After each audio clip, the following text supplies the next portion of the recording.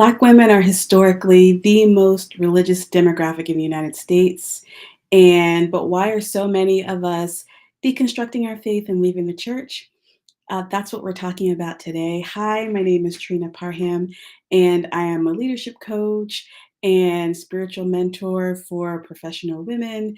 And so today we're talking about Black women deconstructing their faith. And so if that sounds good to you, you are in the right place. Um, it's been a while since I've posted anything on this channel, and so, I have another channel, Trina Parham, which is where all of my leadership, sort of coaching content and career development content, which has been shifting a little bit, and so I did a couple of videos on that channel about Black women and their divine feminine awakening, so if you're interested in that, I think I'll add the link to this video or below this video. But I realized that a lot of that, sort of the more spiritually focused work, should live on this channel. And so yeah, so that's what we're talking about, and you can learn more about what I'm doing with that again from that other channel. I'll put those videos below this one so you can check it out if you want to.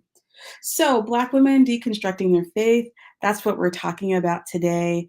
And I want to talk about my story and what happened. So, my deconstruction, I'm a Gen Xer.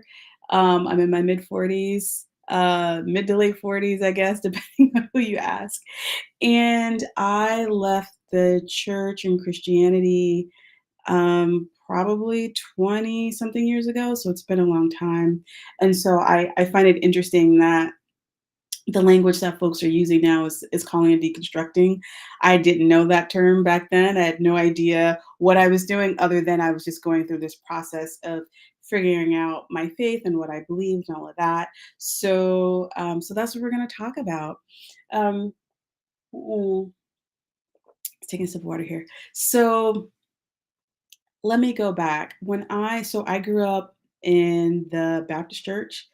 My family is very, very Christian, and grew up, traditional, Baptist, from the Midwest, and so I was a typical church kid. We went to church all the time. I sang in the choir. I was really, and I love church. Now I know some people have dealt with a lot of church hurt, and that's why a lot of people have chosen to deconstruct. But that really wasn't my experience. Although I've seen church hurt happen a lot, but that wasn't really my experience. And I knew people in my family that had dealt with church hurt. I've seen, some ministers do horrible things to people, but that wasn't personally my experience. And so for me, you know, when I in my really formative years, and I think in my teenage years, I really loved not only did I love the church, sorry, trying to get my lighting together here. Not only did I love the church, but I really believed. I wasn't one of these people who, didn't really believe. I got baptized really young at about 8 or 9, I think. And in retrospect, I was too young to be getting baptized, if you ask me.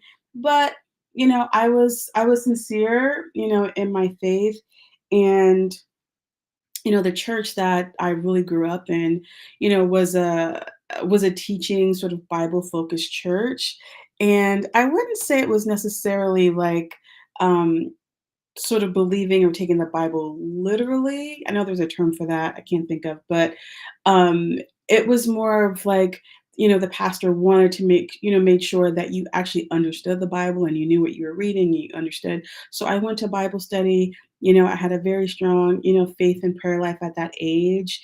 And, I went to Catholic school, so I had it from that end as well. That was more of my experience with the divine feminine, how that really came online for me. Again, I have another video about that. But I think where things started coming apart for me, there were a few things. And I think one was, I don't know why this stood out for me, but the idea that God loved me. And even though people kept saying, God loves you, Jesus loves you, all of that. And I'm like, why is that exactly significant? Like, I'm more interested in the people in my life loving me. The idea that God or Jesus loved me.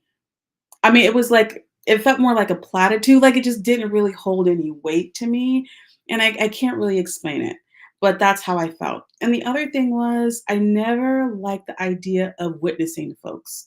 You know what I mean? Some people might call it proselytizing, but we call it witnessing. Essentially, when you got people to give their life to Christ or give their life to Jesus. And we didn't do it a ton. It was more like if you chose to do that, you could. But in the times that I did do it, I just, it didn't feel right to me. And I think because I knew so many people, I think particularly at school, who were different religions, whether they were Jewish or they were Hindu or Muslim, it just was and people who were Catholic, who weren't Baptist like me, knowing people of different denominations and faith traditions, there was no way that I didn't feel comfortable saying this was the only way or this was the only path. It didn't make sense for me to it didn't make sense for me to say that or to believe that. And so even though and I was even though I believed in really, working my faith, and I felt like, okay, this is something that I'm really a part of. This is something that I really believe in my soul. And I was a very spiritual person and kid. I mean, I really did try very often I had a strong prayer life, praying, and there was a lot of things that happened to me in my young life, and I dealt with a lot of different things that were really difficult, and so I really leaned into prayer. I really leaned into my faith, and I also think I saw a lot of people in horrible situations who were Christian, and the way that I was raised in the Baptist church, it was sort of like, you went to God in prayer. You asked Jesus for these things that you really needed when you were struggling. And it was sort of like the God of my youth was a God of like an emergency. My friend called him Sky Daddy, which I heard much later. But it was like you prayed and you asked God for these things that you couldn't you couldn't get for yourself. But for me, seeing the same folks, week after week praying about getting their light bill paid. And even from a young age, it hit me like, why isn't your prayer working for you to have more income or for this to be taken care of regularly? Like what is it about God or Jesus that is not getting these very basic needs met for people? And one of the other things that happened, and I think this wave goes through a lot of churches, but a lot of young girls got pregnant at my church too. And I just and there was such a big push against that, but it kept happening. And so and I think my church really strayed away from talking about sex in a more sort of informational way. I think it was talked about like it was punitive or it was bad or you weren't supposed to do that unless you're married and all of that. And but it kept happening. Girls kept popping up pregnant. And I'm like, what actually is happening? And not in a bad way, like for them, but it was just I was having a hard time reconciling what faith is actually good for. Is it good beyond something other than an emergency? And I think, I lived in my family, I had a lot of older relatives and people who had gotten very sick and all these sorts of other things. And so in my brain, I was trying to process, what is all of this for? So we do all this praying, we shout in church, we read the word, we go to church, we are diligent about working in the church and working in the faith and working and being a part of ministry and really giving ourselves over to God, giving ourselves over to Jesus in our hearts and still struggling. And so the question that kept lingering for me is what exactly is God's job? If the only time that God came through for some people was in these emergency situations, then what was that really about? Now, I will say that I think that there were times when, one of the things that my mom was really stringent on was about tithing. She really, really stressed tithing to me, even when I was just getting an allowance. Even when I was just getting an allowance, my mom was really, really adamant that I tithe. And I think for her, just seeing the way my mom, got her finances together and, my mom went back to college and, got a good job and, we got a house and whatever. So all of that stuff that seemed to really work. And my mom was really good with money.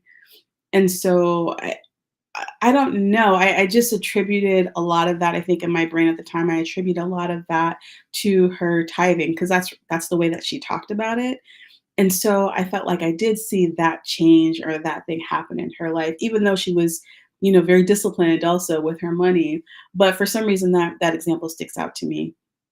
But I I think seeing so many Christians struggle was and struggle in the way that I felt like could have been alleviated, by making more money or some other way that this thing could have come to you, that these resources could have come in people's lives other than sort of a miraculous, thing, a miraculous prayer being answered.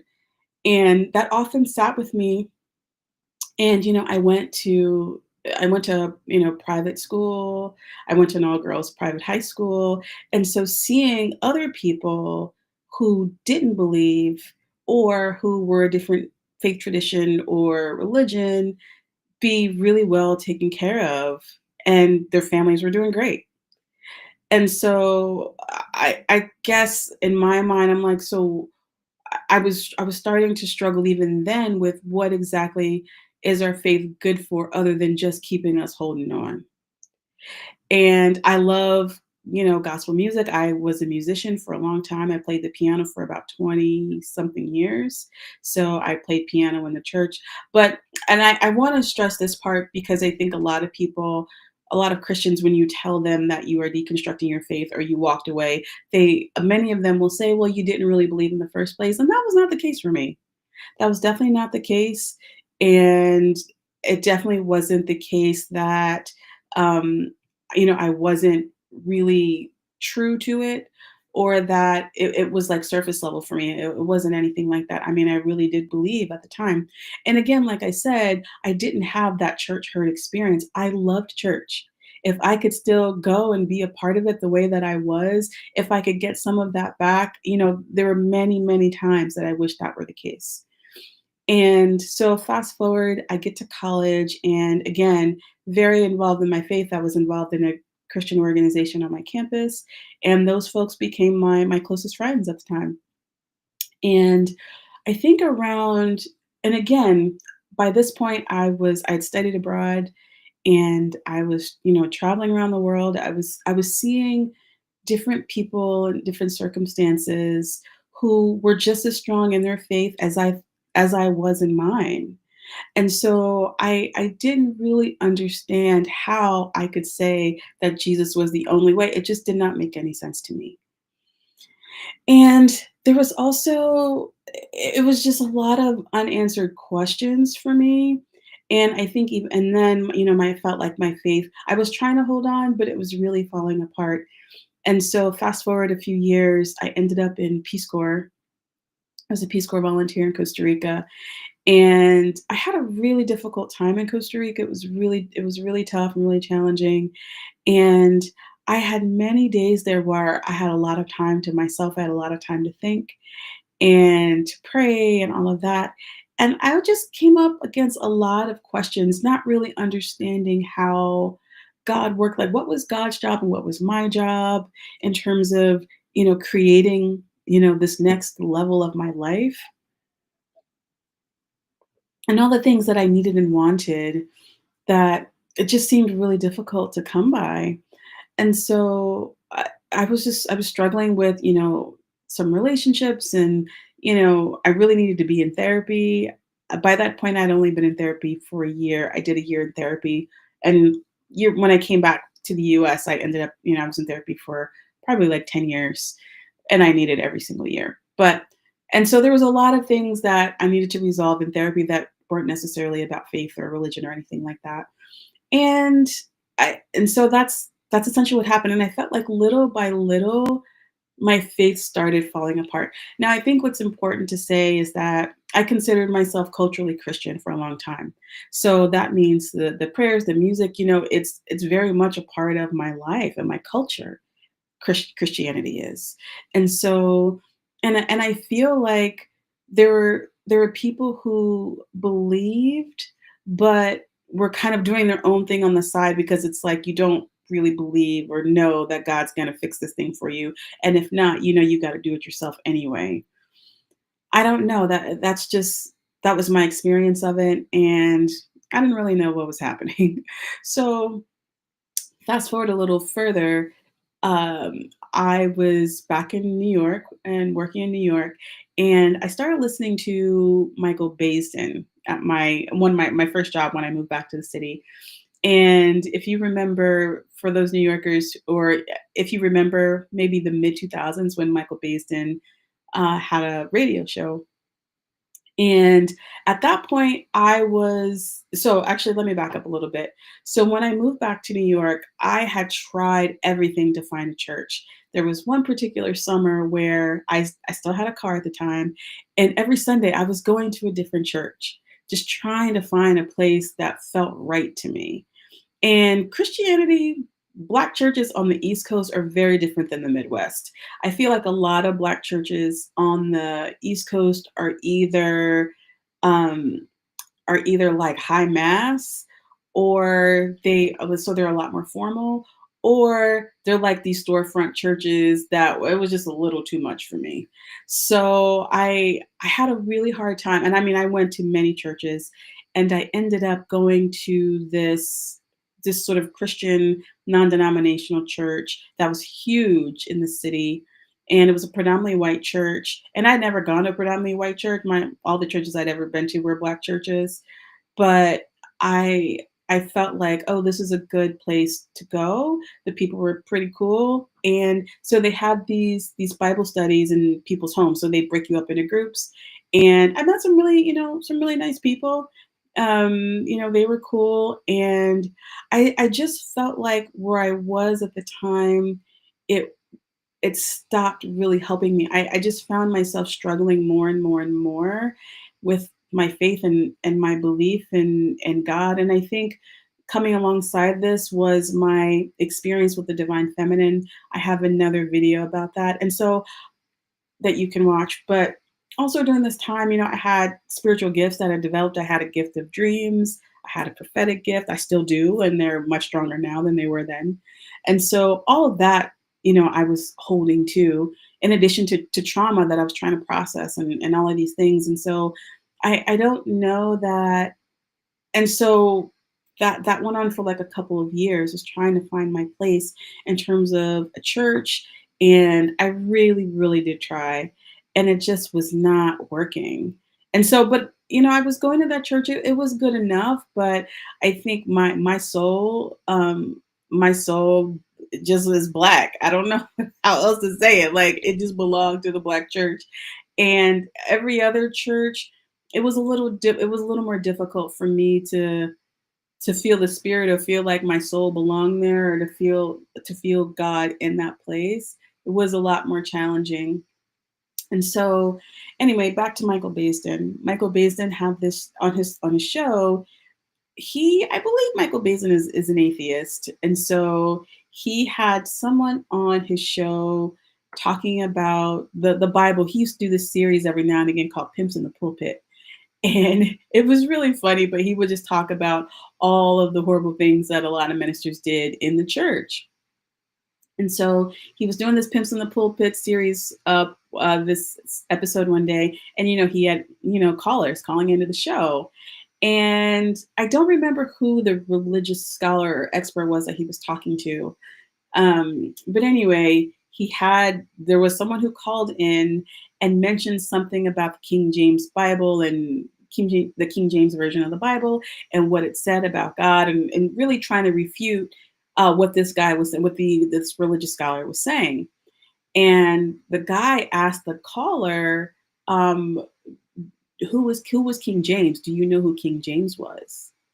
And that person didn't know. They had been reading the King James version probably their whole life and didn't know who King James was. And I realized I didn't know either. And that really took me down a rabbit hole when I realized I didn't have an answer to that question. And now simultaneously, that was happening with I was reading the Da Vinci Code. And now the Da Vinci Code, it's fiction, right? But the idea that, I mean, I was wrapped. That book is a page turner. And so I was so just caught up in this story of the Da Vinci Code. I thought it was so interesting. Again, I know it's fiction, but it was a really good story. And it was essentially talking about, again, the divine feminine and that being a huge part of sort of the Holy Grail and all of that. Anyway, it's a great book. And so while I'm listening to this Michael Basin show, and I was listening to the show that day when I went to this Bible study. And so I went to the Bible study and I asked when I was there if anyone had read the Da Vinci Code, or if anyone was reading the book. And they got so upset that I was talking about this book. And I'm like, it's just a book. And I think my mom actually got upset too at the time that I was reading this book. I'm like, what is the big deal about this book? I'm like, it's fiction. And if you feel like your faith or whatever it is you believe can't withstand a fiction novel,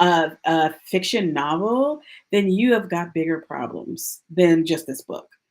And I remember how icy cold people got in that Bible study when I was talking about the book. And I don't know what something just clicked inside my head, and I was like, I won't be back.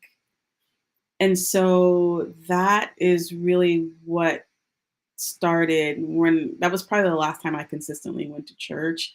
And that is when I just said, you know what? I'm just gonna let this faith thing, I'm gonna let it fall apart. I'll figure out whatever it is that I believe. And again, I know I keep going back to the divine feminine, but something that had happened to me in that time period was I had a dream about the divine feminine, and I tell this story in another video. But essentially, I've always had very vivid dreams, and what ended up happening in this dream was I was at a park in Brooklyn on a beautiful sunny summer day, and I was at a street fair, and this woman came up to me and she put this necklace around my neck. It was a necklace of a goddess. And she said, "This is for your journey." And it was made out of ivory, and the body were like triangles going down, and there were copper wires coming out of each side for hair. And that was connecting this whole thing. It was made out of copper. And so that started me down the path of trying to understand the idea of the feminine face of God and the goddess and all of that. It and that really sort of opened me up and had me thinking and wondering, what is all of this about? And so it was then that I pretty much stopped going to church, and I started to interrogate what it is that I believed. And I'm like, I don't believe that the Bible is. I think I got to the point where I believe that the Bible is an allegory. I don't think that those things really happened. I don't think that most of those things really happened. And whether Jesus was a real person or not, I don't know. But I know there's a lot of stories in history that are just like the story of the Christ. And the more I dug, researched, um, and really tuned into my own spirit more so than anything, because I think sometimes when people talk about their deconstruction journey, they often talk about, well, they did all this research and they did all of that. And I think for me it was more of an internal, what is my soul saying, what is my own spirit saying, so my understanding of God, what is it? And that is really what was guiding me on this path. And so I got to a point where I was reading a lot of different things, and then that's when I started really exploring different religions. So I started exploring Buddhism. That was big. And then I really got into, I guess you could call it new age. I was working with a nutrition coach at the time, and she had given me a book written by Wayne Dyer. And I can't remember the name of the book, but that was my first time ever reading anything about spirituality or the soul or anything like that that wasn't Christian. And I devoured this book. I thought it was amazing. I thought he had a great philosophy on life and living. And so I started reading, just devouring sort of self-help books, self-help spiritual books. That was a big part of my life, all while being in intensive psychoanalysis therapy. And so those things really helped me do some really hard things in my life and to resolve a lot of issues that I had. And I'm a survivor of child sexual abuse. And so having those resources and tools to deal with that and to confront family and to talk about, and to be able to just have the courage to tell my family about what happened to me and to talk about all of that stuff and relationships. And I had a huge breakup during this time. And, there were just so many things. My mom was diagnosed with cancer. And, there's a lot of things that happened in that time in my life.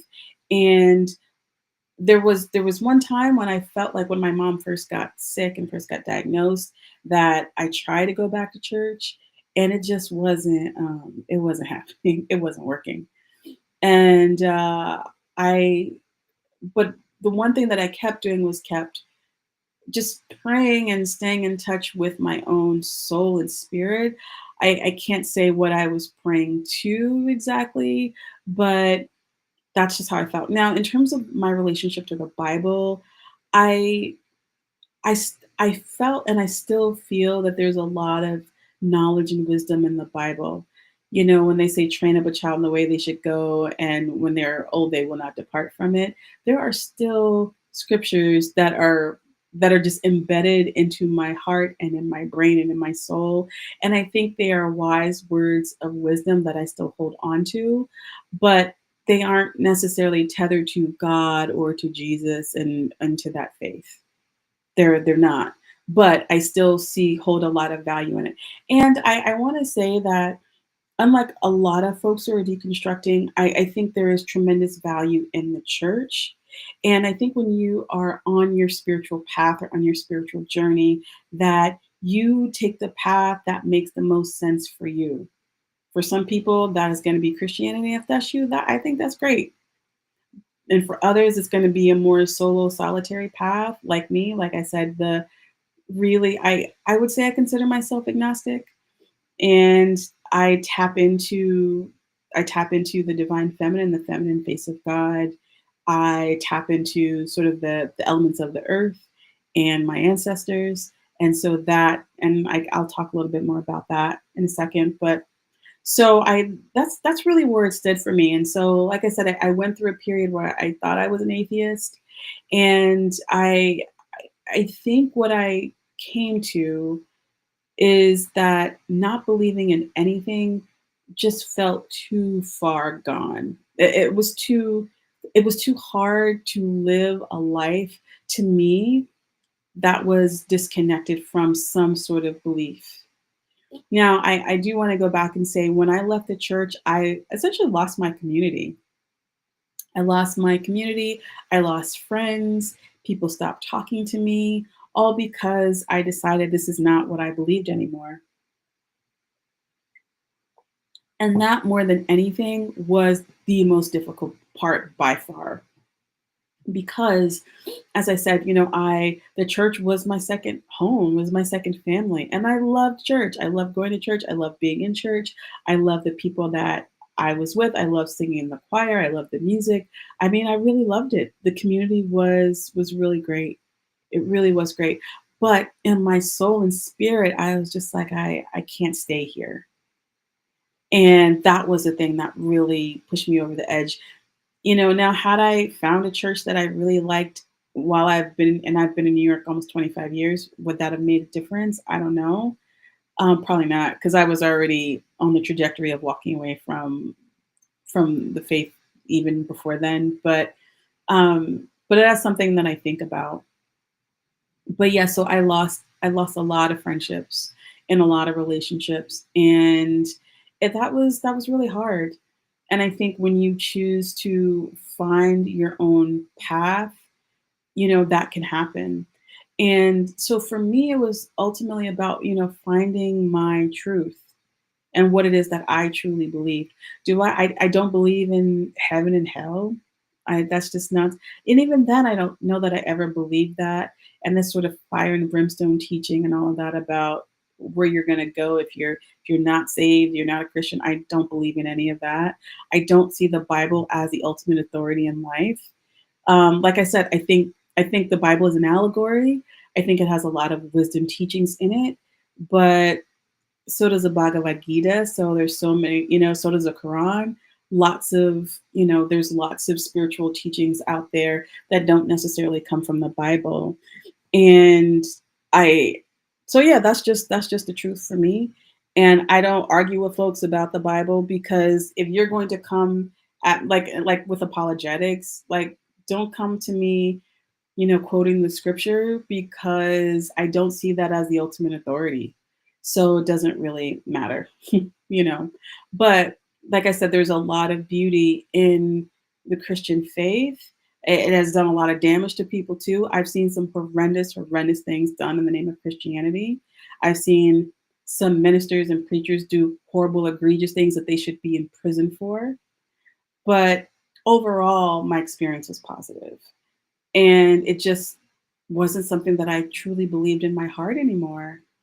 And and so where I ultimately landed was, there's is there a God or is there not? I'm not sure. But what I do believe is, I think the one thing that prevents me from being an atheist is that I do believe in there is the mystery to life. There are things that are good that keep us connected that we cannot see. Things like love.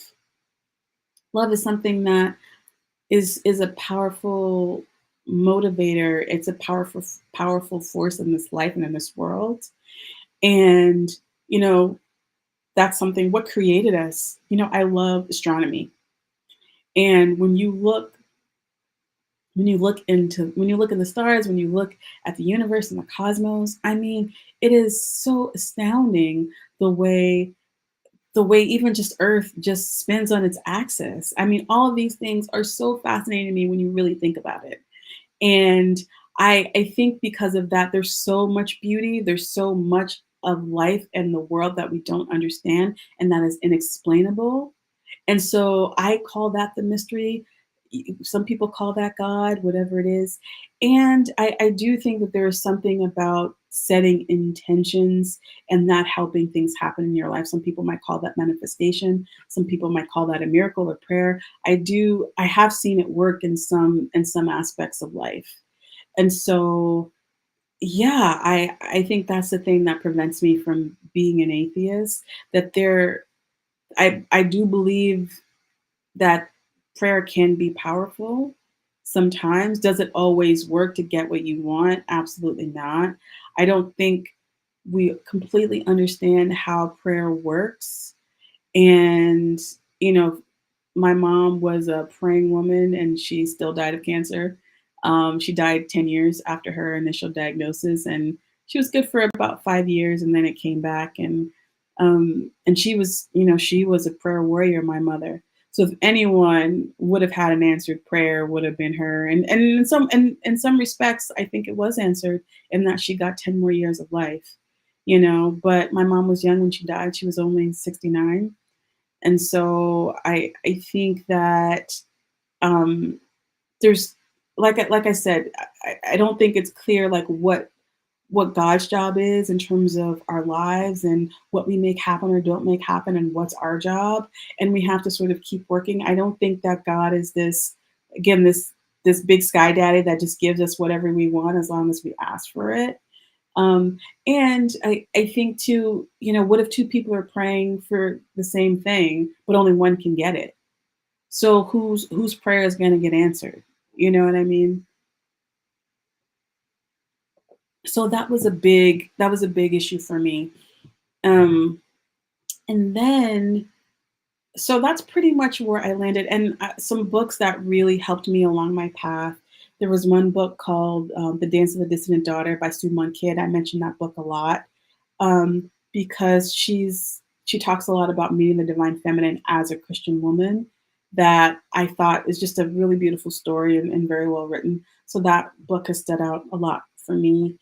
There's another book called The Spiral Staircase by Karen Armstrong. And Karen is a former nun, and she's an atheist, but she's like a religious scholar. And so reading that book really changed a lot for me. And there's another book called Things Fall Apart by Pema Chodron. And Pema is, I believe, is a Buddhist nun. And so those three books had a profound impact on me and my spiritual life. Also, Succulent Wild Woman by Sark, another, and these are all white women. I haven't read any books by Black women that was specific to spirituality in that way at that time. There are other books that I've written by Black women that spoke to my soul, though. And one was Jambalaya by Yeye Louisa Tish, because in that book she talks about ancestors and ancestral, having an ancestral altar and having that and ancestral veneration and all of that. So that book was really impactful for me. Um, there's also a book by Cola Booth. I think it was called the Black Part of the Bible or something like that. Again, another profound book. And also Alice Walker. Basically, everything that Alice Walker has ever written to me speaks to, and Bell Hooks, both speak to the souls of Black women. And so when I think about how my soul has developed, those women have gotten me here. Those books, those writings have gotten me here. And I think with the Black women authors, again, they spoke to my soul without speaking directly to spirituality necessarily, but the way that they talked about life and the way that they wrote about life and sort of this deeper soul level experience that we were having and that they were telling in those stories really spoke to my spirit. And so that really helped form me. And during all as all of this is happening and I'm in therapy, I'm getting all this support, I started sitting in women's circles, and I met a woman who's become a spiritual mentor of mine, and I started sitting in circle with her, and that is how I started learning about sort of the elemental magic and connecting with the earth as a spiritual practice. And during that time is when I started really tapping into some of the orishas that came into my life. And although I don't practice any ATRs or anything like that, they still have come into my life. And so, in my own personal experience. And in addition to that, again, really honing in and tapping into this other element of spirit and how to doing soul journeying work and things like that, and working with this spiritual mentor really helped me understand a lot more about this sort of wild wild west of spirituality that I didn't grow up with and didn't really know anything about. And I started I started reading tarot that's probably about 15 years ago now, and that's become a part of my life.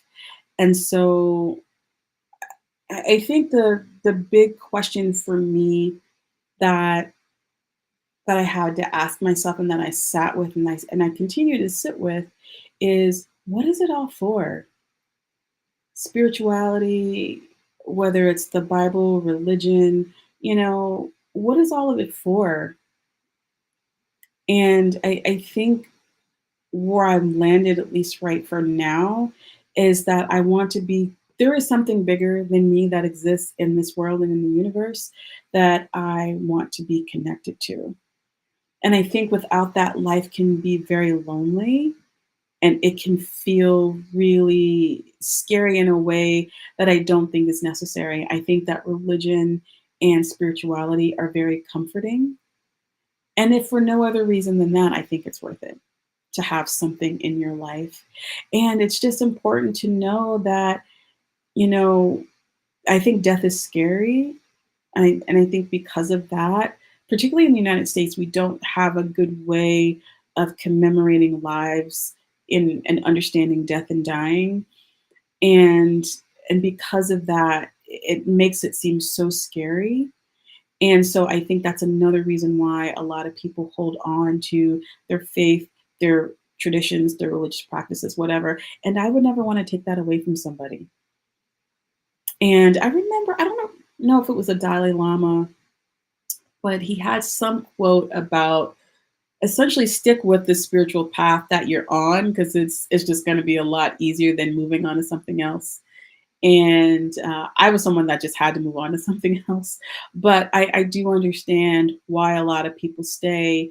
And and I think I think if you're a Christian, that you have to allow for the nuance and the mystery of life, of spirit, of whatever it is, of God that you believe in, and knowing that that's not the only way. It's just not. And but a lot of people, Christians, they don't believe that, and that's okay. You can believe whatever you want. But for me, it just I had to walk away, and so yeah, that's essentially my story. And so, what does my spiritual life and practice look like now? Well, like I said, I have an ancestral connection, so that's a big part of it. I will I will cast a circle for myself. So that is essentially me just taking time to light a candle and say a prayer, talk to my folks. Contemplative prayer, reflection, journaling, writing, singing, um, and really reflecting on my life and what it is that I want to create. And I do pray. I do pray and ask for guidance and support, whether that's from God or my highest self or from my ancestors or anything like that. That's what I tap into. And along with setting an intention, which I think is really important.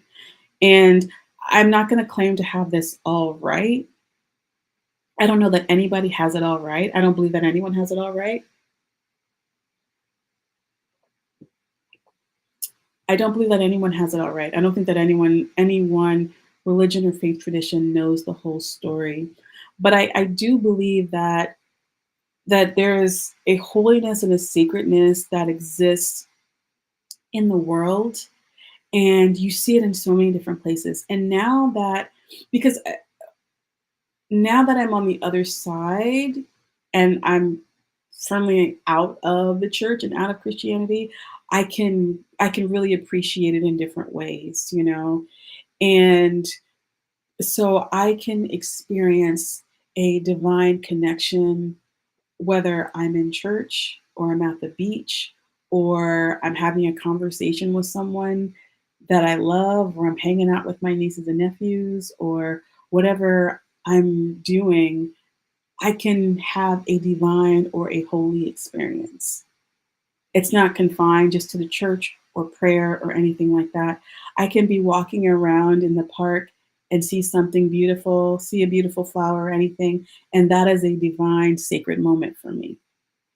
When I'm in the kitchen and I'm cooking something that I really love and I've got music on, that is a divine, holy experience for me. And one thing that I've learned to do is to be able to take those sacred moments and those holy moments as they come in my life and to appreciate them and hold them as such because life is really precious. It's beautiful. Even if you live to be 100, life is still too short. And it's like I want to get the most out of this experience. I want to get the most out of life. And I want that for other people as well. And I think whatever you believe can provide you with that opportunity to get as much out of it as we can because it's only human, it's human nature to want to know and to understand what's out there and to feel connected to it. When you look in the sky, when you look even just outside, or you see, or you can feel the energy of another person, all of that, it's like that's all a part of it. It's all a part of this beautiful thing called life that we don't quite understand, this thing that is a mystery. And people spend and give their entire lives trying to understand it all. And like I said, I'm no expert. I only know what works for me. And like I said, it can be a lonely road when you are so steeped in the church the way that I was, and that was your whole community outside of your family. And not that I didn't have friends and stuff like that who weren't in the church, but the church was my community. And I have to say, I've been in a lot of other spiritual communities, and nothing has quite felt as good or as good as the church felt. So I've been in Buddhist communities, I've been in meditation communities, and lots of other spaces, with the exception of the women's circles that I'm in. That has felt at home the most for me. And I run my own women's circles here in New York City. And like I said, I was in a circle with a mentor for years. And so that is where I feel the most comfortable, either that or out in nature. But aside from that, it can be hard. And so I understand why people don't do it. I understand why people don't walk away. And like I said, for me, it wasn't anything bad about the church. It was just I did not believe anymore. And I knew because of that I couldn't stay. And so these past 20 something years has been me walking this path.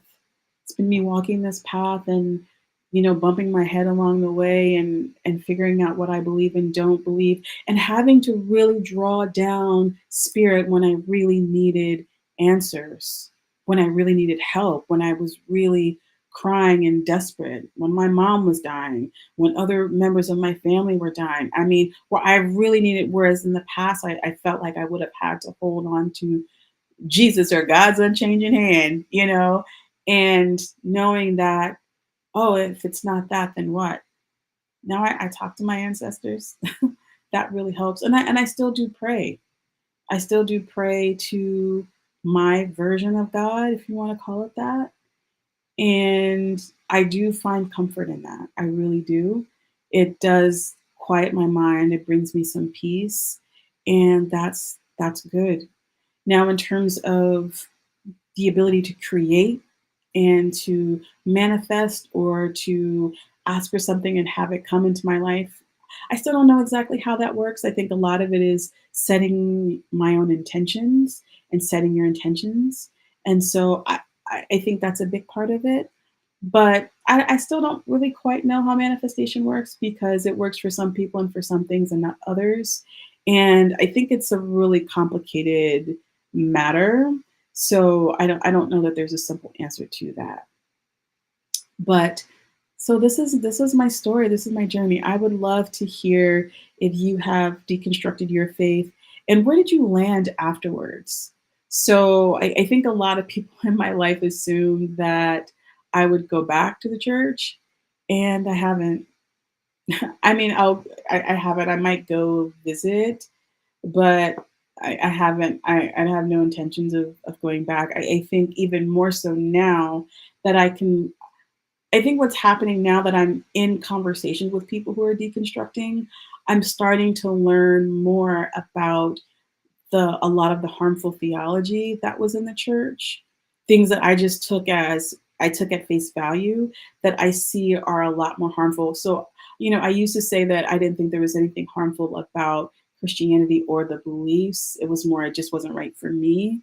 And now I think having more conversations with people who are deconstructing, I'm starting to understand there's a lot more in the theology itself that is really problematic, that I thought, but again, like I said, I didn't think it was a big deal. It just wasn't for me. But I'm learning a lot more about that now. So I can see how it has really harmed, particularly Black women. I think a lot of the theology that we are taught um, keeps us in a box in a way that prevents us from living, I think, our best, most free lives that we can live. And I think that's by design and that's on purpose. But again, some people need that and they want to be in that box, that feels safe for them. And so I don't think it makes sense to try to take that away from somebody. So, I'll leave it be, but don't come over here telling me what to believe. That's how I feel. So that's it. I would love to know if you have deconstructed, or if you're thinking about deconstructing, or you're on this path. I would love to hear and know about your experience. So leave me a comment, let me know. If this is something, if you're feeling a little lost and you're needing some support, I would love for you to sign up for a soul session with me, and we can talk all about how I can help support you. There's a link below this video to sign up for a complimentary consultation, so we can talk all about how I can help support you if that feels right for you. So that's it. Thank you so much for watching, and I will talk to you soon.